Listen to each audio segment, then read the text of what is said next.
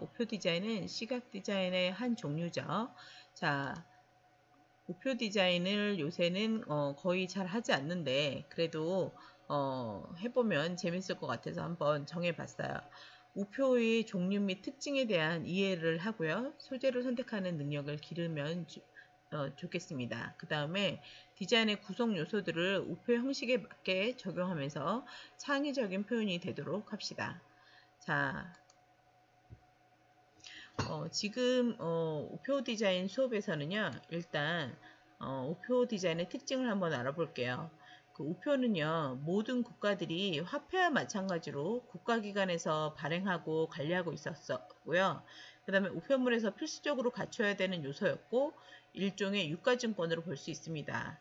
우표를 제작하기 위해서는요. 독특한 소재 개발과 창의적인 디자인이 뒤따라야 합니다. 우표는 정기적으로 발행되기도 하지만 수시로 기념 우표 등이 발행되고 있었고 소재는 자연, 문화재, 동식물, 기념행사 등 다양했어요. 인쇄도 고급 인쇄로 하여 우표의 질을 높이고 있고 크기나 형태의 변화도 주고 있었어요. 또 우표는 단순히 우편요금의 수납수단에 그치지 않고 그 크기는 작지만 대외적으로 정부 정책이나 사업 등을 홍보할 수 있는 매체로의 구실을 하기도 했습니다. 자, 그래서 우표 디자인의 조형 요소를 보면요. 일단 문자, 일러스트레이션, 컬러, 레이아웃 뭐 이런 것들 요소들을 볼 수 있는데 문자는요. 우표에 나타나는 레터링의 가독성과 조합성은 시대 변화에 따라 각기 다른 특성과 경향성을 나타낸다.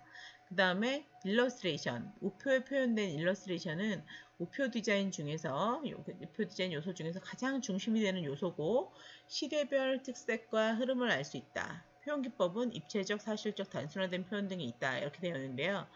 문자에 대한 용어를 다시 한번 좀 볼게요. 문자를 레터링이라고 하는데요. 글자체를 고려하면서 글씨를 쓰는 것 또는 쓴 글씨를 말하며 문자는 디자인에 있어서 특히 중요한 구성 요소가 됩니다. 요구되는 조건으로는 읽기 쉬워야 되고 내용이 정확해야 되고 개성과 통일성이 있고 사용 목적이 적합해야 돼요. 레터링은 글자라는 소재를 사용해서 어떤 의도를 전달하는 것이므로 글자 간의 상호 조화 문제, 글자, 그림, 사진, 그 밖의 마크나 로고 타이프 등과의 조화에 대한 문제를 고려해야 됩니다.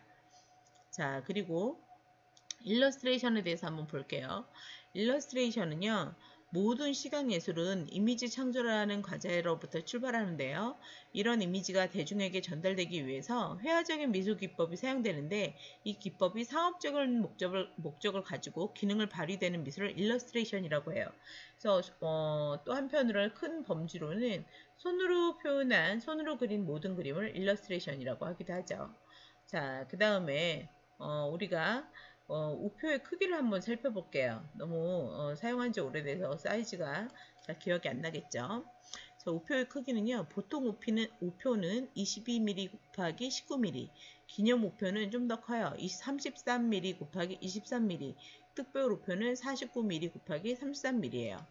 자, 그 다음에 우리가 컬러. 자, 우리가 컬러는요. 우표 디자인에 있어서 컬러는 본래 그림의 원화가 좋고 나쁨보다 인쇄의 성능에 따라 달라지기도 해요.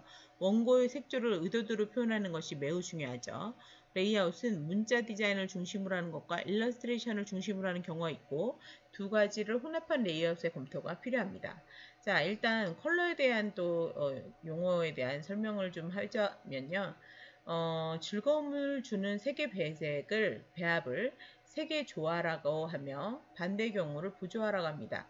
즉 화음이 잘 맞는 음악이 청각적 즐거움을 주듯이 배색의 질서가 이루어지는 색채끼리의 만남은 시각적 쾌감을 느끼게 해주죠. 자, 그 다음에 레이아웃에 대해서 알아볼게요. 레이아웃은 디자인, 광고, 편집, 인쇄 등에 있어서 사진, 문자, 그림, 기호 등 여러 가지 구성 요소를 보는 사람으로 하여금 그 의도가 잘 전달될 수 있도록 지면에 효과적으로 배열하는 것을 말하는데요. 그 목적하는 바는 첫 번째, 사람 눈에 잘 띄어야 할 것, 두 번째, 읽기 쉬울 것, 세 번째, 주안점이 명료할 것, 네 번째, 전체의 구성이 미적일 것, 다섯 번째, 통일감이 있을 것, 여섯 번째, 개성이 있을 것이에요. 자, 그 다음에, 자, 이런 우표의 특징과 조형 요소를 알았으면요. 이제 제작 순서를 들어가 볼게요. 우표는요. 일단 자료 수집을 해야 돼요. 자료 수집을 많이 할수록 좋고요. 그 다음 우표의 크기, 그 다음 본인이 선택한 소재, 표현 방법 등을 분석해요.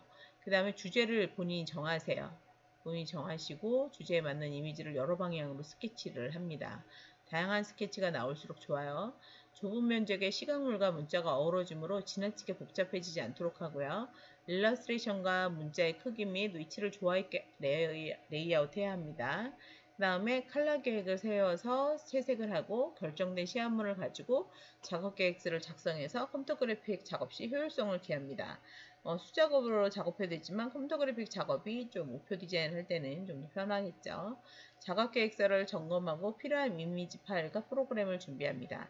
준비된 그림 파일과 컴퓨터 프로그램을 활용하여 그래픽 처리를 합니다. 디자인이 완성되면 실물 크기를 축소하여 디자인 효과를 확인해야 합니다. 그래서 컴퓨터 작업으로는 크게 작업하고 또 축소해서 디자인 효과를 확인할 수 있는 장점이 있겠죠. 자, 그래서 그런 작업들이 다 끝나고 나면 프레젠테이션을 할 거예요.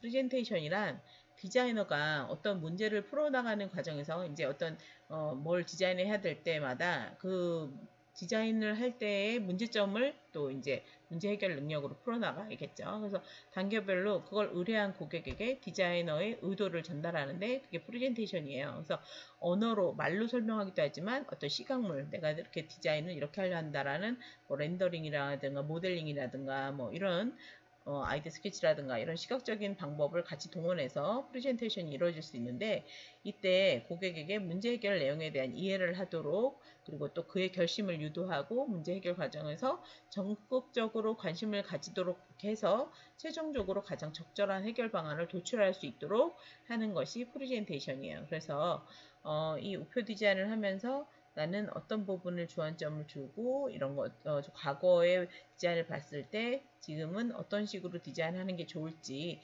본인이 이제 디자인을 한 후에 이런 과정에 대해서 이런 결과물이 나온 거에 대해서 본인의 의도와 생각을 말로 설명하면 되겠어요.